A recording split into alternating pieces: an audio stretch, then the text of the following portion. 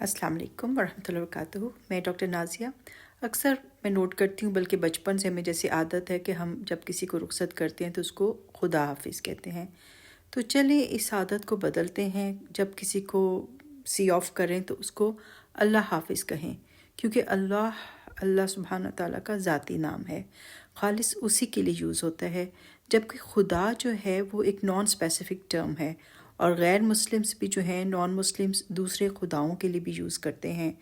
तो it's better कि हम अल्लाह हाफिज़ कहें रादर दैन कि हम खुदा हाफिज़ कहें।